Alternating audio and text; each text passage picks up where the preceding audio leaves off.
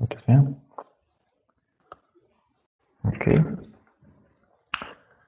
Bueno, entonces hoy vamos a ver transformada de Laplace. Vamos a ver por qué ocupamos la transformada de Laplace y por qué la transformada de Fourier se queda corta cuando analizamos muchos sistemas reales. ¿Qué pasó? Entonces, la agenda de hoy va a ser terminar de ver un poquitito de la parte de sistemas. Vamos a ver causalidad y estabilidad de un sistema. Y luego vamos a entrar a raíz de la causalidad y la estabilidad, o más bien la inestabilidad, vamos a entrar a la transformada de Laplace. Que vamos a ver que hay dos versiones. Está la versión bilateral y la unilateral. En ingeniería se suele usar la unilateral, pero para dar el panorama completo vamos a ver los dos. Entonces repasemos primero lo que vimos la semana pasada de transformada de Fourier. Teníamos que una transformada de Fourier de una señal x de t era la integral desde menos infinito hasta infinito, donde lo que estamos haciendo es barrer toda la señal multiplicada por una exponencial compleja. Y decíamos que cuando evaluamos cada uno de estos omegas en alguna frecuencia, pues, entonces lo que estamos extrayendo es esa frecuencia o la característica, la magnitud, la fase que tiene esa frecuencia en la señal que estamos estudiando. Si queríamos devolvernos al tiempo, entonces aplicábamos la transformada inversa, que es muy similar, porque lo único que hace es una sumatoria infinita de todas las frecuencias que están en el espectro, aquí por un factor de escala de 1 entre 2pi, pero es básicamente lo mismo. Ahora, después de que habíamos visto Fourier, vimos por qué era que nos era útil, principalmente para el estudio de sistemas, en general señales, pero también para el estudio de sistemas. Entonces la idea es que un sistema tenía una señal de entrada, que en general llamamos x de t, y una señal de salida, que en general llamamos y de t. Y digamos que la característica fundamental de ese sistema va a ser lo que conocíamos como respuesta al impulso, que lo denotamos como h de t. Esa respuesta al impulso es, digamos, el comportamiento intrínseco del sistema. Entonces, tener esta respuesta al impulso para describir un sistema es esencial. Alejandro acaba de entrar. Recuerde poner el comentario en el chat para la lista.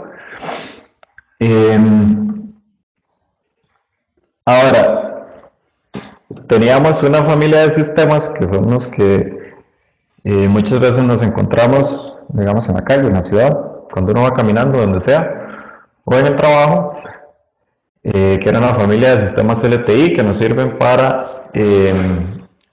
o más bien que son más fáciles de estudiar con respecto a otros sistemas, pero que igual son bastante populares, como los circuitos, como sistemas mecánicos simples, etc.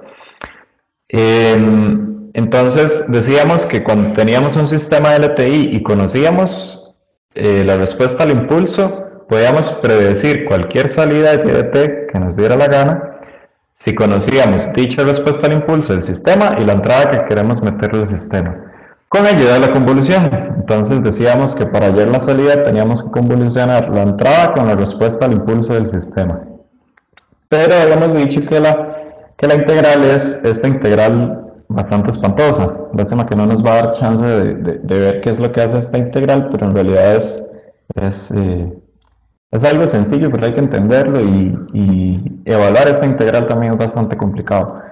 Entonces, vimos que Fourier nos daba, era una herramienta que nos simplificaba el trabajo de esta integral, porque había una propiedad de que si a mí se me ocurría, vamos a ver, calcular la transformada de Fourier de todo esto, era simplemente multiplicar las transformadas individuales, y eso iba a ser igual a y de j omega, y luego nos aplicábamos la transformada inversa y obteníamos la predicción de la salida que andamos buscando.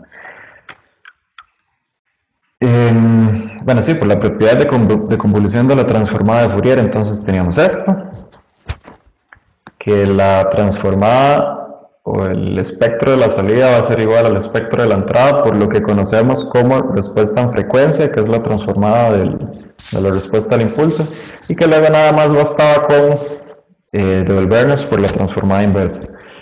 Todo muy bien. Ahora, antes de entrar a por qué necesitamos la transformada de Laplace para analizar sistemas y por qué la transformada de Fourier se queda corta, vamos a hablar de causalidad y estabilidad.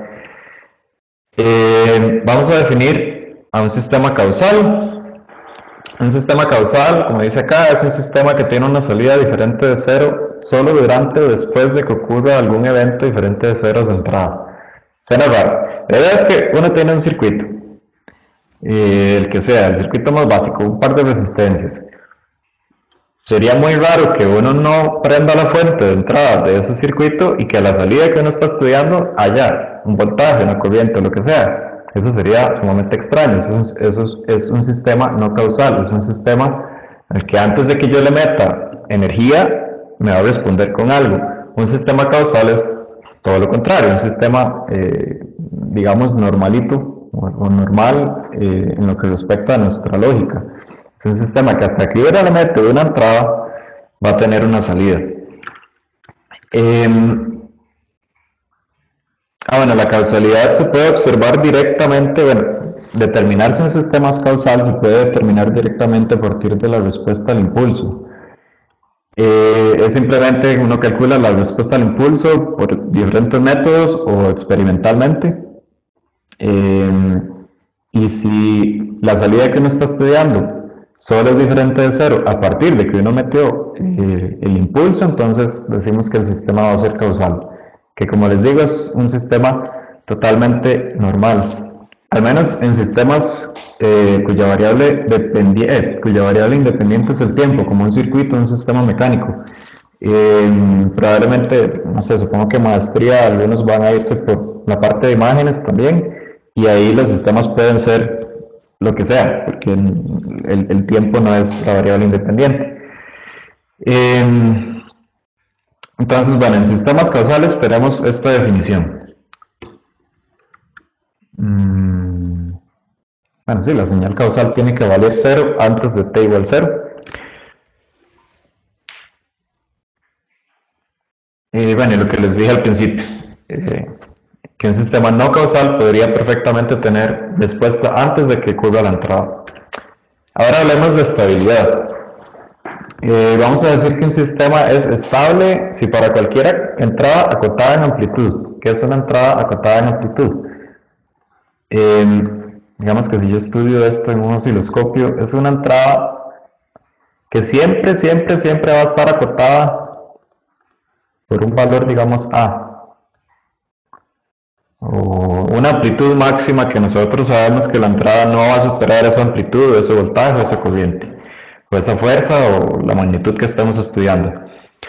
Si el sistema recibe una entrada que es acotada en amplitud y reacciona con una salida que también es acotada en amplitud, es decir, que nunca va a diverger, que no va a tender a infinito, vamos a decir que el sistema es estable. Estos sistemas también se conocen como sistemas vivo, del inglés, que es bounded input, bounded output, o sistemas estables en general.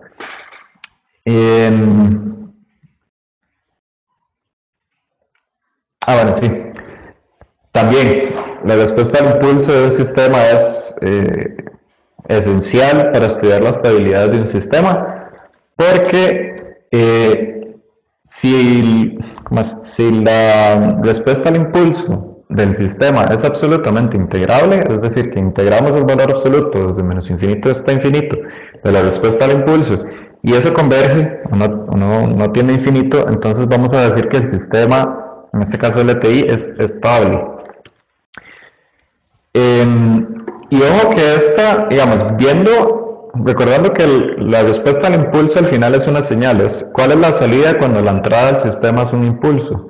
Entonces, la respuesta al impulso también es una señal. Es decir, podríamos estudiarla con la transformada de Fourier y sacar un espectro en frecuencias. Y ojo que esta era la primera condición de Dirichlet, que habíamos visto 3 condiciones de Dirichlet y yo les había dicho, la primera es la esencial, la más importante, porque las otras 2 son muy raras. que la señal sea absolutamente integrable nos va a dar la primera condición de Dirichlet para que la función a la señal tenga transformada de Fourier. Entonces ocupamos, en sistemas, en estudio de sistemas, nos dicen que ocupamos que la respuesta al impulso sea absolutamente integrable, es decir, que cumpla con la primera condición de Dirichlet. Pero muchos sistemas no cumplen con la respuesta al impulso de muchos sistemas no cumplen con la primera condición de Dirichlet. ¿Y qué significa eso? Que no podemos estudiar el sistema con transformada de Fourier. O sea, no podemos usar el truco de la propiedad de convolución. No podemos estudiar las frecuencias, que en ingeniería es súper importante estudiar la frecuencia. Entonces, ¿qué pasa? Bueno, llega el magnífico Laplace. Bueno, no solamente Laplace trabajó en la transformada de Laplace, también trabajaron otros matemáticos. El que lo hizo más reconocido fue, si no me equivoco, Oliver Heaviside, pero el que puso el fundamento matemático sí fue Pierre Laplace, espero no estarme equivocando, de apellido Laplace.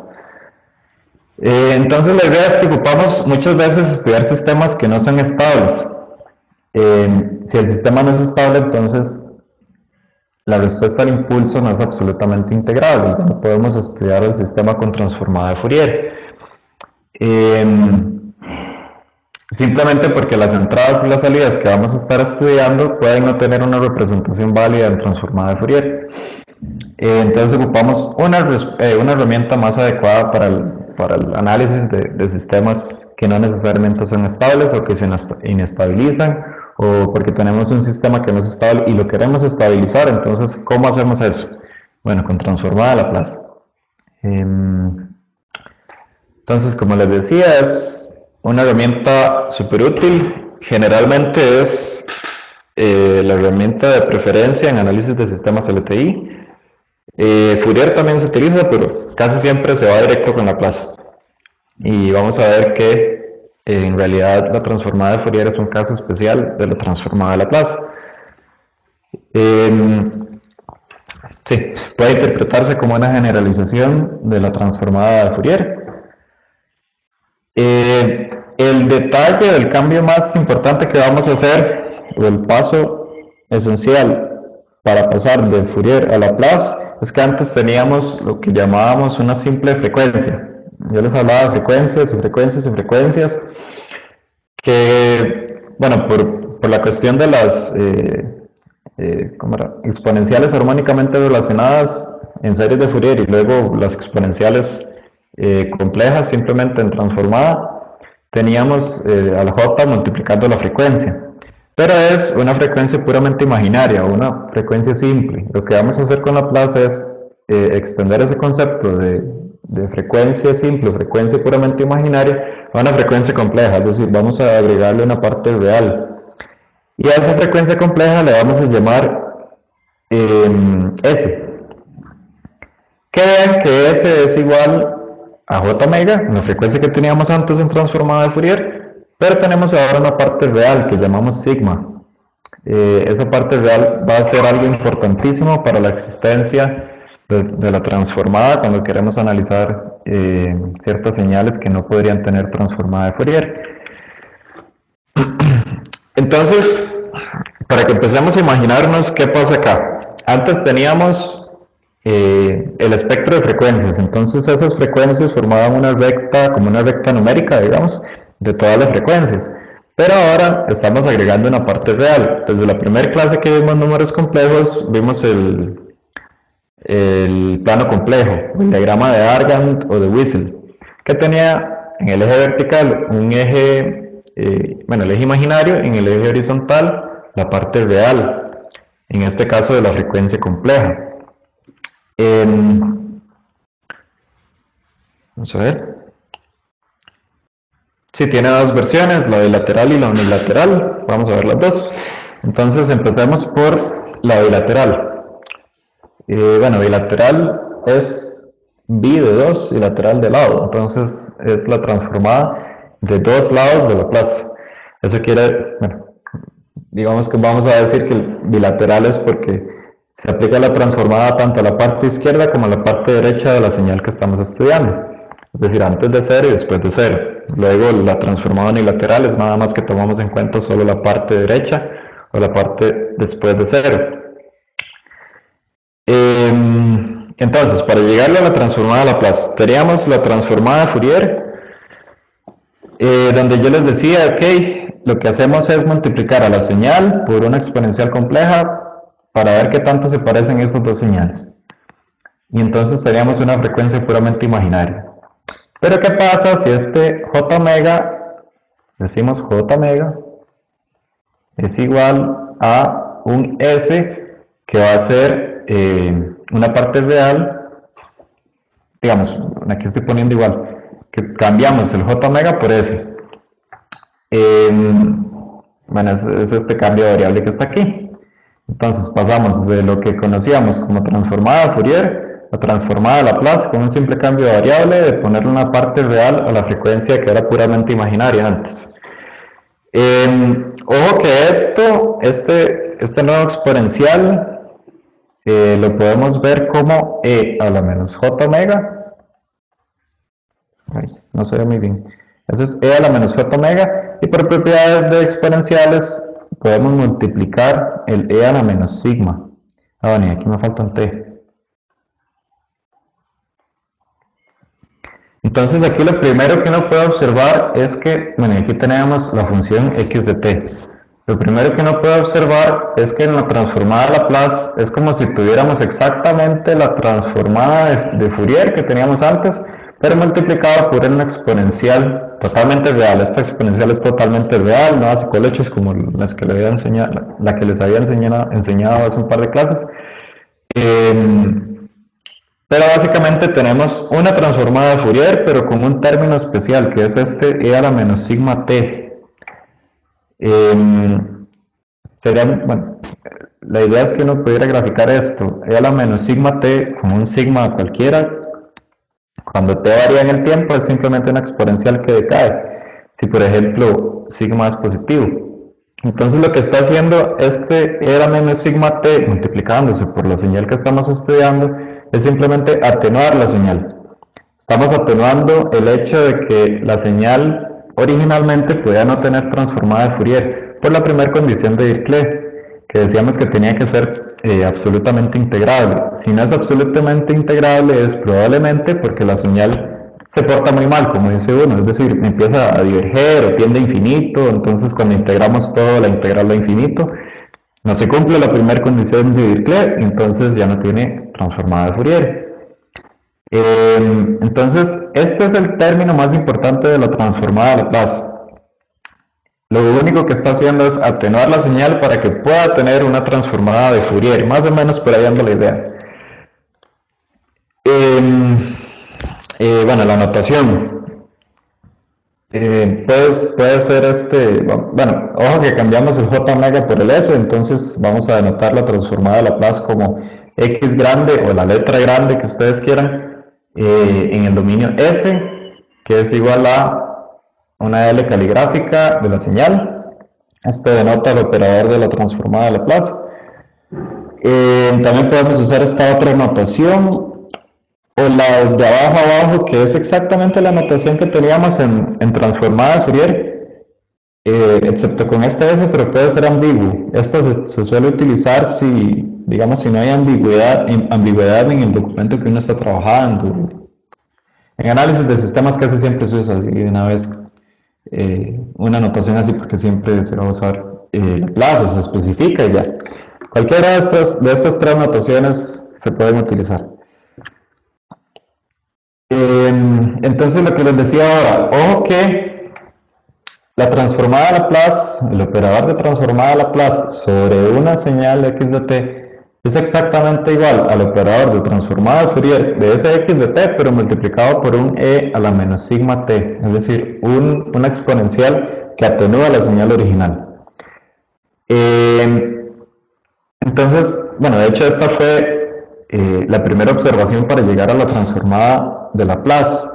Entonces los matemáticos dijeron, está bien, tal vez la función que yo estoy estudiando, o lo que nosotros extendemos como el concepto de señal, tal vez no tiene transformada de Fourier directamente, pero podría tener una transformada de Fourier indirectamente si yo la multiplico por una exponencial monotónicamente decreciente, como una exponencial.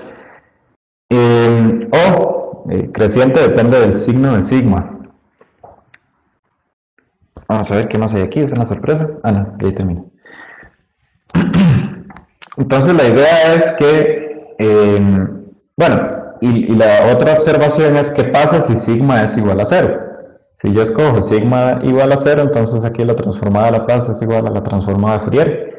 Y vemos que la transformada de Fourier es un caso especial de la transformada de Laplace. Eh, entonces ahora hablemos de región de convergencia. Este es otro detalle importantísimo de Laplace. Tal vez se acuerden bastante de esto. Lo que nos va a interesar es saber en qué puntos de eso que llamábamos plano S, que yo les dije, pasamos de una frecuencia puramente imaginaria a una frecuencia compleja, donde este término sigma lo único que me aporta es una atenuación a la señal para que pueda tener una representación válida en frecuencia o en transformada de Fourier.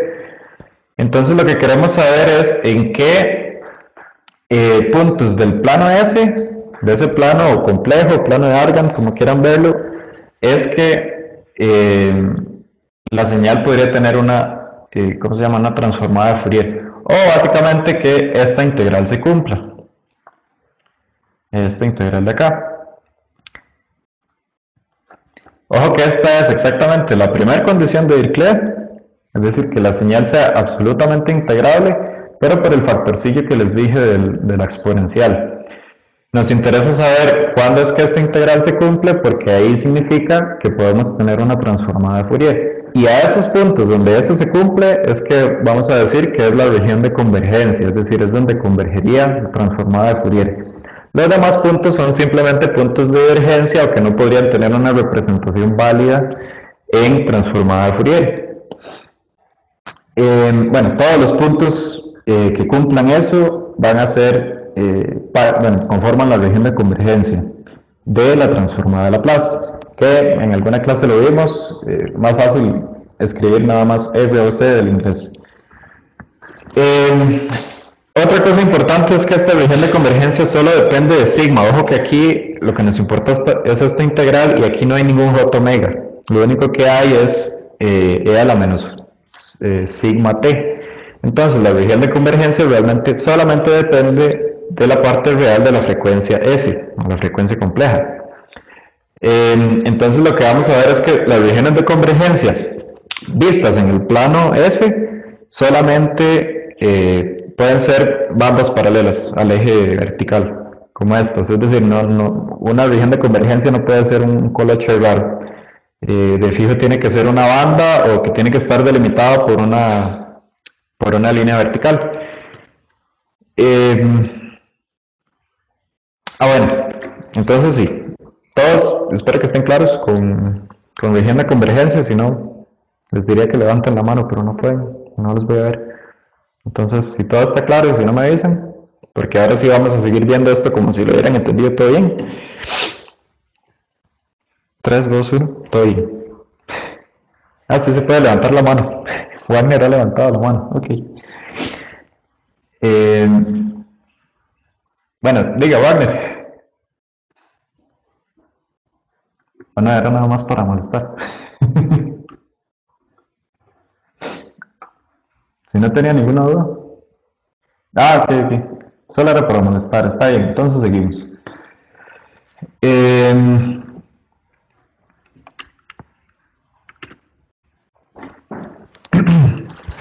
ahora sí. Bueno, yo tengo una pregunta, perdón, que es que la estaba como Ah, meditando. está bien, está bien. Es que cuando se dice que la región de convergencia son bandas paralelas al eje J omega, sería por eso lo cual se hace toda la cuantización o el muestreo para que queden funciones como solo en un instante. No sé si me entiendes. Cuando uno Mm, muestrea una señal continua en el tiempo, quedarían son bandas paralelas al eje Y, digámoslo así. En ese caso, pues ok, sería sí. J omega y entonces serían funciones que finalmente son solo el impulso en ese momento. Esa es como mi duda. Estoy como tratando de asociar esa palabra de lo que dice Mm, que bandas paralelas al J omega. Claro que el otro es XY, no tiene nada que ver, pero digo yo, la forma de la ecuación ok, sí, sí, sí. de la señal es un pulso que muestra una posición. Ujú. Bueno, ya nos estaríamos metiendo en la propiedad de muestreo. Digamos, Sí, ahorita no, todo es esto una duda, me quedó la duda ajá. por lo de las bandas paralelas al eje J omega. Entonces, ese eje J omega está en Mm, radianes y sí, pues sí, bueno, sí. sería Sí, complejo. tal vez. Digamos, el eje J omega es totalmente imaginario. Es la frecuencia, es de hecho justo la transformada de Fourier que teníamos antes. Pero ese concepto de frecuencia lo extendemos con el sigma a una frecuencia compleja. Ya. Sí, en Pero, el mundo complejo, sí, como un concepto abstracto. ajá, sí, de hecho es totalmente abstracto, digamos, eso de frecuencia compleja queda totalmente abstracto, como casi todo cuando vemos números imaginarios. Correcto. Em, Tal vez, digamos, todavía me quedo con la duda, ¿qué querías decir con eso bueno, algo del muestreo? Digamos, hay propiedades de muestreo y ya después vamos a extender este concepto de la plaza transformada Z para lo que son señales muestreadas o señales Sí, digitales. no, ahí yo creo que yo revolví Eh, gimnasia con magnesia. Sí, no, bueno, eso no, tendría, está bien. sí, podría ser Arroz eso. con mango. Sí, Ok, ok. No, no, y sí se puede relacionar. En Fourier hay algunas propiedades de muestreo que desgraciadamente no vimos por tiempo, muy bonitas, que lo que hacen es duplicar los espectros, pero no sé qué tanto tiene que ver aquí con esto ahorita. Pero si no hay cualquier cosa, entonces después lo vemos con más detalle. ¿Está bien? Bueno, sí, supongo que está bien. sí, sí, sí, sí. Gracias. Ok, con gusto. Bueno, entonces seguimos. Y ahora sí, región de convergencia. Ok, voy a hacer spoiler de esto. Una transformada de Laplace, como veíamos antes con transformada de Fourier, que es simplemente una función ahí en el dominio S. Una transformada de Laplace sin su respectiva región de convergencia no hace nada. Por el hecho de que la transformada en sí es bastante ambigua si uno no especifica la región de convergencia. Entonces, primero vamos a ver cómo se ve la región de convergencia de una señal que es totalmente derecha, de una señal que es izquierda, de una señal que vamos a llamar bilateral o de una señal finita. Para después poder estudiar un poco más regiones de convergencia. Entonces, lo primero es, ¿qué pasa si yo tengo una señal que es finita? Es decir, que está acotada en el eje del tiempo, por decirlo así, entre dos instantes del tiempo A y B. Y que después, bueno, antes de A y antes de B, esa señal vale cero, siempre. ¿Qué pasa con la región de convergencia? Entonces habíamos dicho que ocupábamos que esta integral, para que dicho punto en sigma fuera parte de la región de convergencia, tenía que converger. Si la señal es totalmente finita, en realidad esta atenuación nunca sería necesaria, digamos, viéndolo desde la perspectiva de la primera condición de Dirichlet o de funciones o de transformada de Fourier, que lo que ocupábamos es que existiera la transformada de Fourier y que por eso metíamos esta exponencial. Realmente, si la señal es finita, como esta, nunca fue necesario meter una exponencial decreciente que atenuara la señal. Entonces lo que ocurre es que la región de convergencia va a ser todo el plano, porque realmente no importa cuál sigma yo multiplique por una señal que es chiquitilla, que esta integral absoluta siempre va a converger. Entonces, propiedad 1, digamos, va a ser que para una señal finita vamos a tener una región de convergencia en el plano S de todo el plano. Simplemente porque nunca fue necesario multiplicar por una función que me atenuara la señal. Hablemos ahora de qué pasa con una señal derecha. Que una señal derecha es una señal que desde un punto hacia la izquierda siempre va a valer cero. Es decir, por ejemplo, desde este punto, no sé, A, en el tiempo, hacia la izquierda siempre va a valer cero. Pero puede que hacia la derecha tenga más valores, digamos, puede que esto siga aquí dando vueltas y puede que haga lo que le dé la gana. ¿Qué pasa con una señal derecha? Entonces, lo primero que ocupamos recordar es que necesitamos cumplir la primera condición de Dirichlet. Con esta variación de que estamos multiplicando de una vez por la función que atenúa. Entonces, ¿qué pasa si yo tengo una función que es totalmente derecha y a mí se me ocurre aquí atenuarla con un e a la menos sigma t? Ahora pongamos un numerillo. Pongamos que este sigma es menos 10. Bueno, digamos que el sigma, no, se va a ponerle, perdón, menos 10. Digamos que le pongo que el sigma es menos 10, menos con menos me da más, ¿verdad? Menos con menos me da más. Significa que yo estoy, en vez de atenuando la señal, yo creo que este menos 10 está representado como por aquí, en sigma. En vez de estar atenuando la señal, que es totalmente derecha, lo estoy multiplicando por una exponencial que más bien crece. Es decir, que conforme la señal derecha va adquiriendo valores en un tiempo posterior, lo voy multiplicando por un valor de una exponencial que es también creciente infinitamente. Eso lo que me indica es que para sigmas negativos o muy negativos a partir de un punto, esta integral o la primera condición de Dirichlet no se va a cumplir, es decir, que la transformada de Fourier no va a existir para este sigma. ¿Qué pasa totalmente al revés? Si a mí se me ocurre, no sé, escoger un sigma por aquí, un sigma que más bien vale 10 positivo. Si yo escojo un sigma que vale 10 positivo, más con menos me da totalmente menos, y eso lo que me da es que yo estoy multiplicando la señal por una exponencial decreciente. Si la señal es, digamos que la señal inicialmente, yo aquí la dibujé con azul, digamos que la señal inicialmente se portaba muy mal y empezaba a crecer, significa que no va a tener transformada de Fourier porque la integral absoluta va a diverger. Entonces, cuando yo la multiplico por una exponencial negativa o decreciente, esta señal azul lo que va a hacer es decrecer. Es decir, ahora sí va a tener una transformada de Fourier, una representación válida, una representación espectral válida. Entonces esa es básicamente la idea. La idea es que multiplicamos por alguna exponencial que tiene un valor sigma que va a hacer que la señal converja. Entonces, siempre en señales derechas vamos a tener que la región de convergencia va a ser también siempre derecha.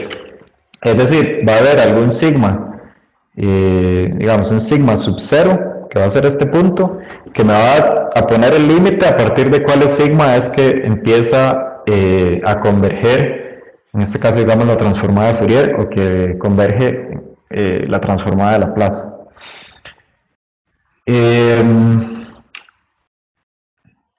Bueno, eso para señales derechas. Una señal derecha siempre va a tener una región de convergencia en el plano S, derecha. En cambio, si la señal es izquierda, no voy a hacer toda la pantomima que hice antes, lo pueden verificar también poniendo algún número de sigma, algún número, pero digamos, es totalmente dual. Si yo pongo un sigma aquí negativo, entonces negativo con negativo me va a dar una exponencial creciente que hacia infinito, digamos que más bien va decreciendo hacia menos infinito. Es como dual. Entonces va a hacer que la señal originalmente converja. ¿Qué pasa totalmente lo contrario si escojo un sigma positivo? Entonces vamos a decir que para una señal izquierda, la región de convergencia va a ser también siempre izquierda, perdón. Un detalle importante, aquí y en la diapositiva anterior, digamos que la región de convergencia estaba incluyendo siempre al eje J omega, no necesariamente. Yo creo que también lo puse aquí, en la señal derecha también lo puse ahí. Esta línea punteada es la que me está definiendo el límite de la región de convergencia, pero perfectamente podría, para una señal derecha, la región de convergencia ser a partir de ahí, es decir, después de 0 en adelante, o para la señal izquierda podría ser antes de 0 hacia atrás. Vamos a ver que eso depende del sistema. De hecho, el sistema es estable, ¿no? Ya estoy haciendo spoiler. ¿Qué pasa con una señal bilateral? Ahora, ¿qué es una señal bilateral? Una señal bilateral es una señal que no necesariamente se hace cero a partir de un punto siempre, sino que como esta señal, por eso puse las flechitas, puede que siga teniendo valores tanto cuando se extiende a infinito como a menos infinito. Se puede ver desde dos perspectivas, digamos, con respecto a la región de convergencia. Va a haber algún sigma que me empiece a tirar la parte derecha de las señales a infinito y entonces ya ese no me sirve. Va a haber algún sigma que me empiece a tirar la parte izquierda de la señal hacia infinito también, entonces ya tampoco me sirve. Y entonces la intuición que nos da eso es que la región de convergencia está totalmente acotada, o es una banda, va a estar acotada por dos sigmas A y B. Otra forma de verlo es que una señal bilateral se puede descomponer, una señal bilateral se podría descomponer como una señal izquierda sumada con una señal derecha. ¿Qué es? Ay, no quería dibujar eso. ¿Qué es, digamos, una intuición también válida? Entonces, si yo tengo una señal izquierda sumada con una señal derecha, ya habíamos visto que la región de convergencia de una señal izquierda iba a ser un semiplano izquierdo, y la región de convergencia de una señal derecha iba a ser un semiplano derecho. Entonces, las regiones de convergencia tienen que coincidir para ambas señales para decir que toda la señal bilateral tiene una región de convergencia válida para la señal bilateral. Entonces, bueno, de varias formas se puede llegar a eso. O puede también ser que la señal bilateral del todo no tiene ninguna región de convergencia. Eso también puede ocurrir, pero son funciones ya así muy indeseables. Son señales que uno no se quiere topar en la vida. Entonces, bueno, si tenemos esas, si ya vemos las cuatro.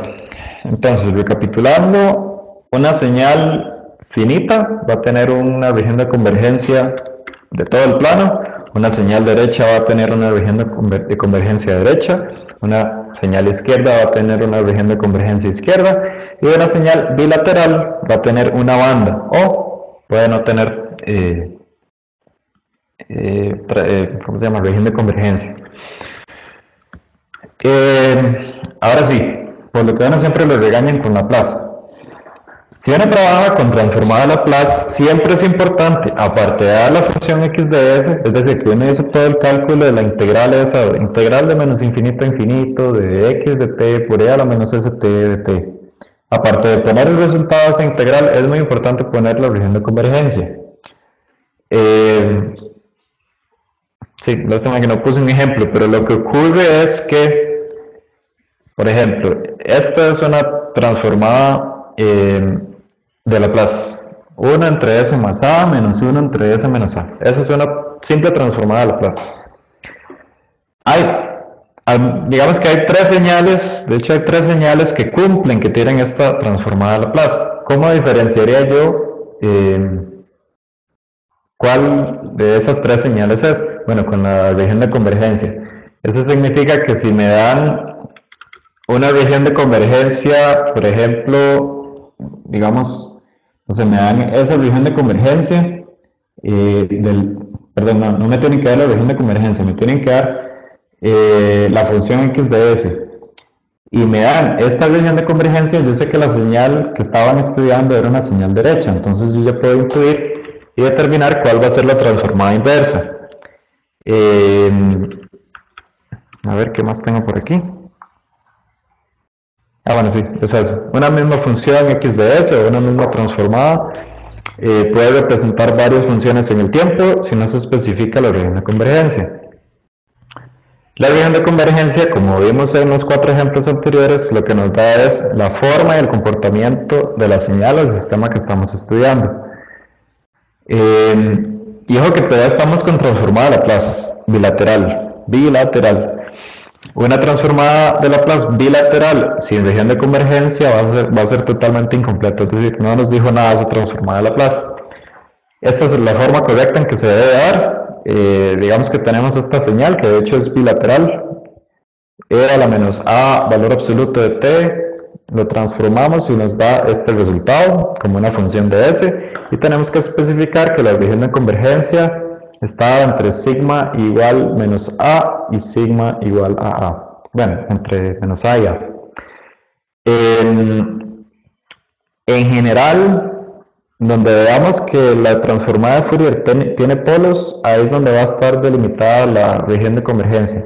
Por ejemplo, aquí en este término, 1 entre s más a, uno de una vez sabe que el primer polo, el único polo que se da acá es cuando s vale igual a menos a. Bueno, cuando s vale menos a. Entonces ese sería el primer polo que nos podemos encontrar. El segundo polo es cuando s es igual a a. Entonces tenemos dos polos que nos delimitan la región de convergencia. Vamos a ver qué dice acá. Bueno, sí. La región de convergencia va a estar delimitada por los polos de la transformada. Claramente, la región de convergencia no puede contener polos en su interior, porque un polo no es algo que converja, digamos, es algo que tiene infinito. Entonces, por ejemplo,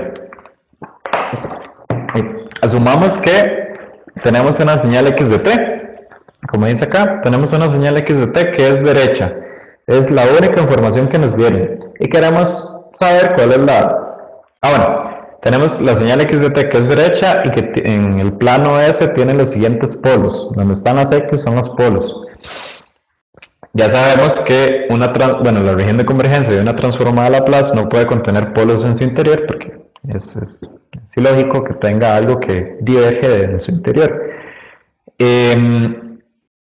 Entonces, ¿cuál sería la región de convergencia de esta señal?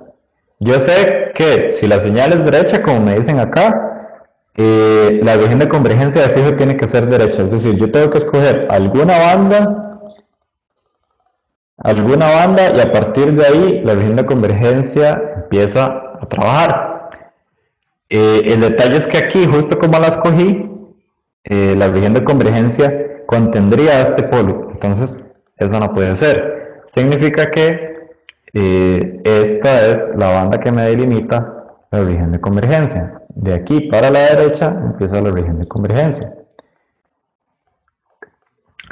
Por dos cosas, porque sabemos que la señal es derecha y que no puede contener polos, y que la región de convergencia no puede contener polos en su interior.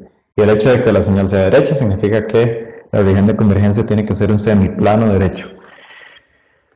Bueno, creo que lo dibujé más bonito aquí. Sí. Entonces la región de convergencia tiene que ser esa. No puede ser ni este par de polos a la izquierda, ni puede ser esta banda, ni puede ser un semiplano derecho a partir de esta banda, nada de eso, solo hay una opción. Por eso es tan importante esa dualidad de manejar transformada o función en S y región de convergencia.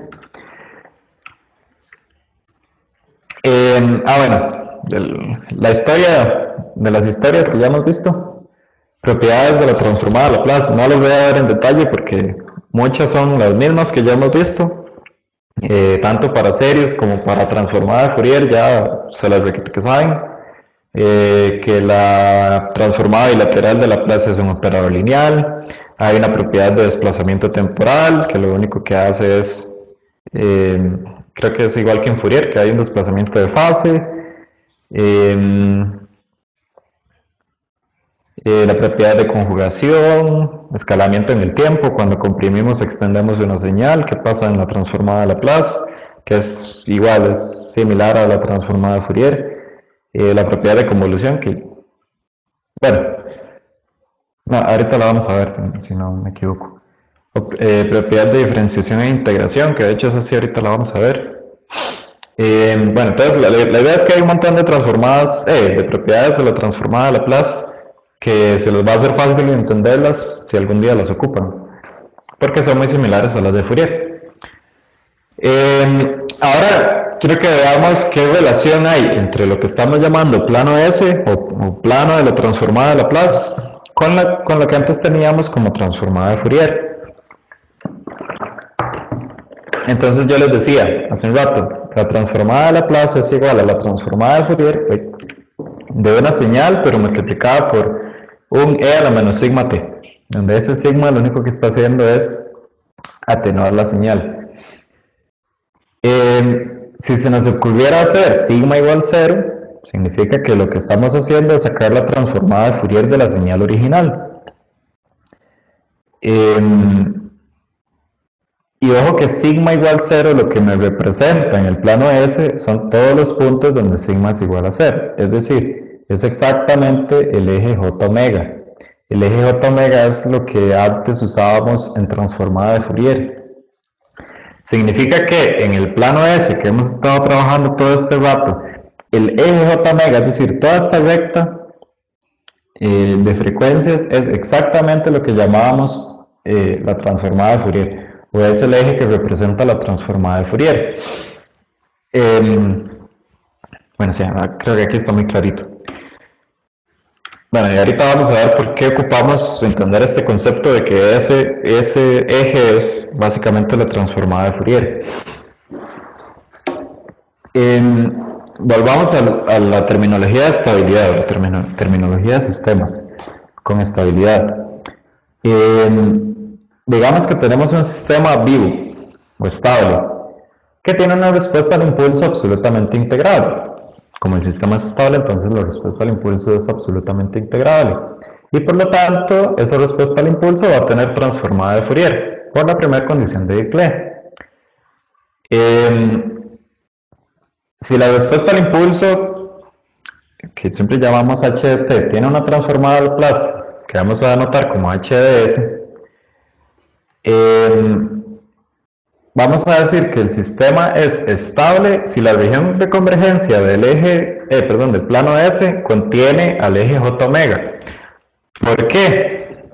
Porque es que la región de convergencia del plano S necesita contener al eje J omega para que el sistema sea estable. Bueno, porque si la región de convergencia, voy a dibujarlo por aquí, si la región de convergencia me incluyó al eje J omega, significa que yo nunca necesité de una exponencial para atenuar la señal que estábamos haciendo aquí. Yo nunca necesité de una exponencial para hacerla bounded input, bounded output, es decir, que no convergiera. Lo que nos indica que si la región de convergencia contiene al eje J omega, entonces el sistema es totalmente estable. Bueno, ojo que la región de convergencia de la respuesta al impulso. Por eso les dije que la respuesta al impulso es una señal importantísima en esto de sistemas. Entonces vamos a decir de nuevo, para que ya se les quede grabado. Si la respuesta al impulso de un sistema tiene una región de convergencia que contiene al eje J omega, entonces ese sistema vamos a decir que es estable. Si no contiene al eje J omega, entonces es inestable. Así de sencillo. Bueno, que es la que dice aquí.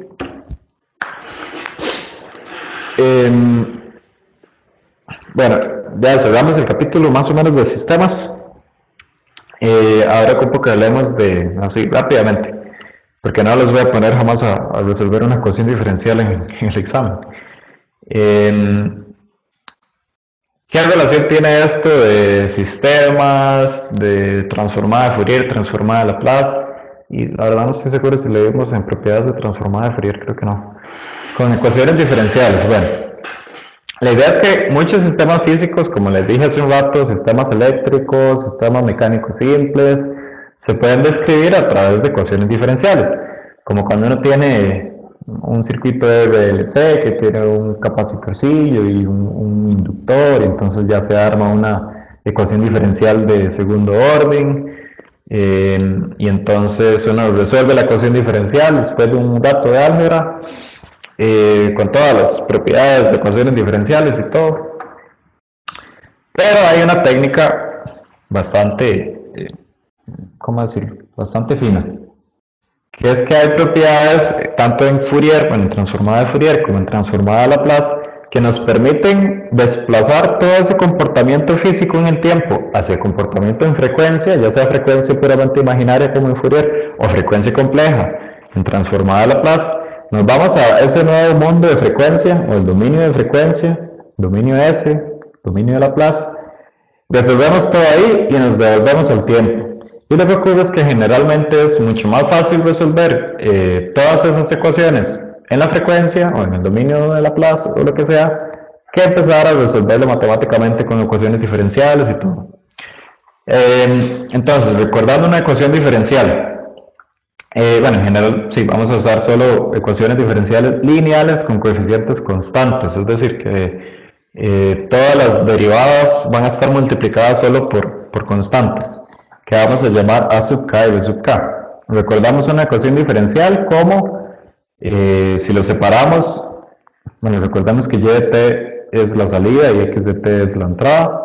Entonces una ecuación diferencial puede ser una sumatoria de puras derivadas de y de t, que va a ser igual a una sumatoria de puras derivadas de x de t. Eso es lo único que quiere decir esto.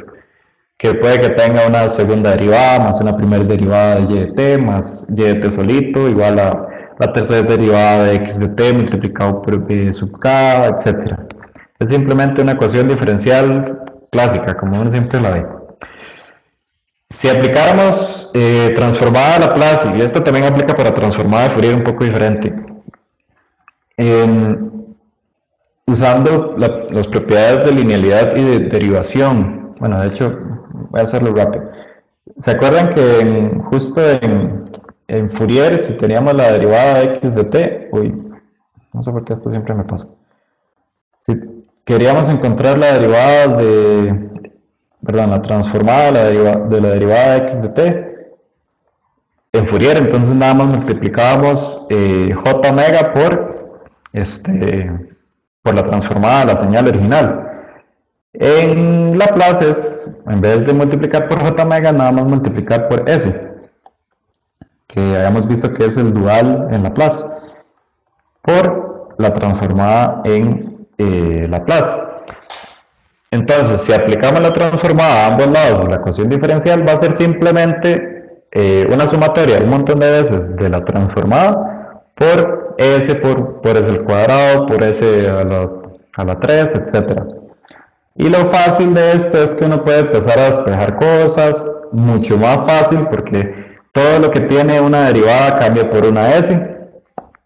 Es decir, ya nos olvidamos de que estamos derivando tantas veces, y entonces que por la regla de aquel hay que sacar este factor y todo el desastre de ecuaciones diferenciales, y simplemente tenemos un montón de s multiplicadas por, uy, qué feo sonó eso, perdón, tenemos un montón de letras s multiplicadas por y de t, x de t, etc. Y es mucho más fácil de manejar, así como les digo, no lo vamos a ver tanto en detalle, pero es una herramienta muy útil. Y otra cosa muy importante es que podemos encontrar a partir de la ecuación diferencial de un sistema que usualmente lo tenemos a mano, como, no sé, la ley de algunas leyes de Newton, bueno, como la de fuerza igual a masa por aceleración, que aceleración es la segunda derivada de la posición con respecto del tiempo, etc. Todas esas ecuaciones están muy a la mano y uno se puede encontrar con ecuaciones diferenciales. Y uno tiene un sistema que se rige por esas ecuaciones diferenciales, y tal vez uno quiere encontrar la función de transferencia. La función de transferencia es la transformada de la respuesta al impulso. Y ya les dije, y ya lo vieron, la respuesta al impulso es algo importantísimo para estudiar un sistema. Entonces, si tenemos un sistema que se rige por una ecuación diferencial, podemos encontrar eso que llamamos función de transferencia como la transformada a la salida entre la transformada a la entrada, que al final va a ser una sumatoria de letras s multiplicadas por coeficientes.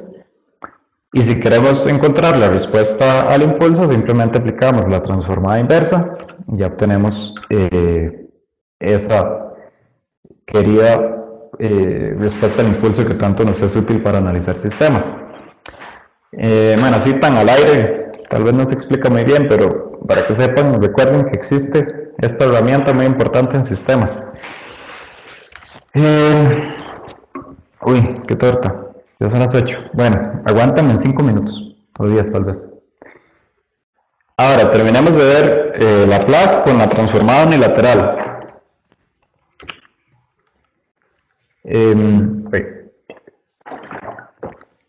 Lo primero, cuando tenemos un sistema en el tiempo, el sistema siempre va a ser causal. Como les decía, un circuito no va a reaccionar antes de que uno encienda la fuente.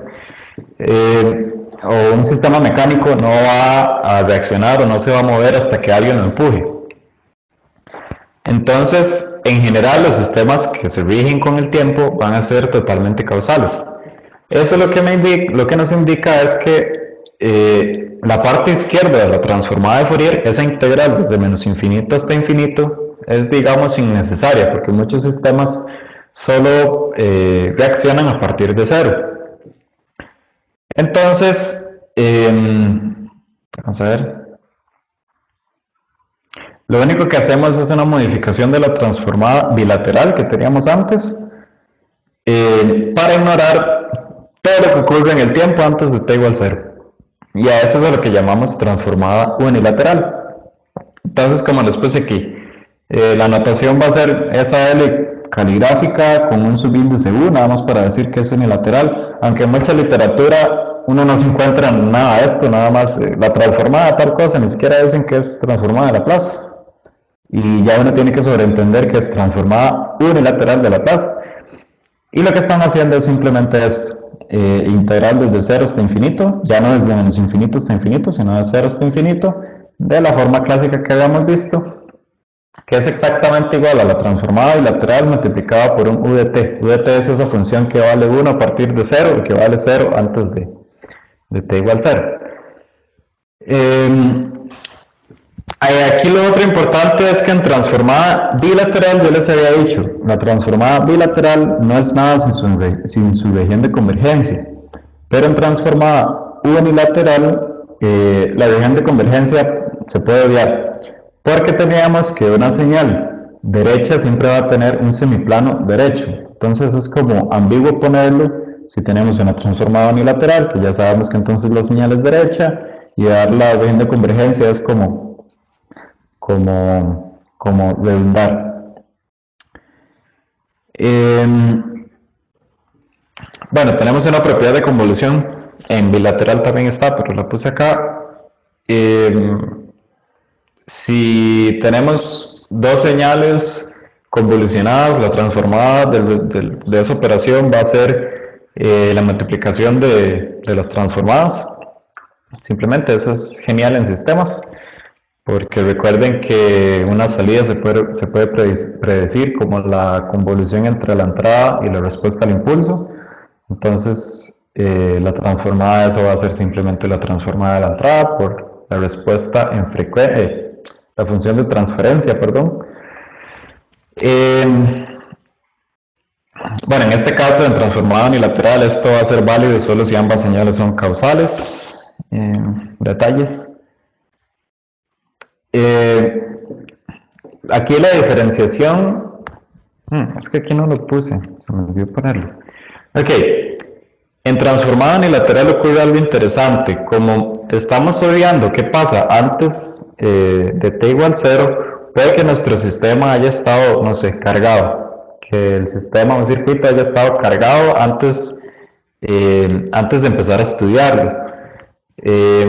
Entonces lo que nos permite la transformada unilateral es meter condiciones iniciales. En todo aquello que veamos de ecuaciones diferenciales, muchas veces salen las llamadas condiciones iniciales, es decir, cuando yo empiezo a estudiar el sistema, ¿cómo estaba ese sistema? Apenas yo lo empiezo a estudiar. Es decir, si estoy estudiando cierto voltaje, que esta es la entrada, ¿qué voltaje tenía justo en t igual 0? Esa es una condición inicial.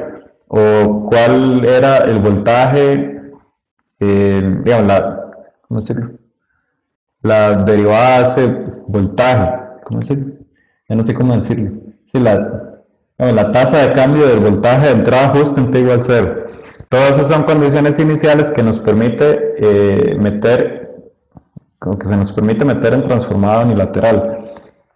Entonces, con la propiedad de diferenciación de transformada unilateral de Laplace, cuando derivamos una vez, lo que hacemos es, como les dije antes, multiplicar una s por x de s, por la transformada. Pero hay que restarle la condición inicial, la primera condición inicial, es decir, cómo estaba esta señal justo en t igual 0. Si derivamos dos veces es un poco más complicado. Multiplicamos por s al cuadrado, algo muy similar a como hemos visto en transformada de Fourier. Le restamos s por la primera condición inicial menos la derivada de la condición inicial, básicamente. Y eso se puede extender a esta sumatoria. Entonces, la idea es que entre más tengamos una ecuación diferencial o un sistema de orden más alto, entonces vamos a tener más condiciones iniciales que tenemos que estudiar para poder definir bien el comportamiento del sistema, dadas esas condiciones iniciales, como les digo, una entrada o una salida que tiene un valor dado. Bueno, ya para terminar, esto es nada más como casi que para hacer relleno. No, sí, ya es muy útil en estudios de sistemas también, y en control. Si uno tiene una señal causal, es decir, que ya estamos en transformado unilateral, entonces tenemos lo que se llama teorema del valor inicial, que queremos encontrar cuánto valía la señal x de t justo en cero. Podemos encontrarla a partir del dominio S, simplemente calculando el límite cuando S tiende a infinito de S por la transformada. Como les digo, es una formulita que ayuda a veces cuando uno quiere encontrar esta condición. O el teorema del valor final, que es encontrar cuánto vale la señal que estamos estudiando cuando t tiende a infinito. Muchas veces si queremos estudiar la estabilidad de un sistema, esto es muy útil. Entonces se puede calcular como el límite cuando s tiende a 0 de s por x de s. Y así de simple, son dos formulitas a veces muy útiles en análisis de sistemas. Bueno, ya llegamos a la 34 de 34. Si no hay dudas, entonces y nos vemos la otra semana con transformada Z y la que sigue con el examen. Voy a dejar de grabar. Perdonen que me pasé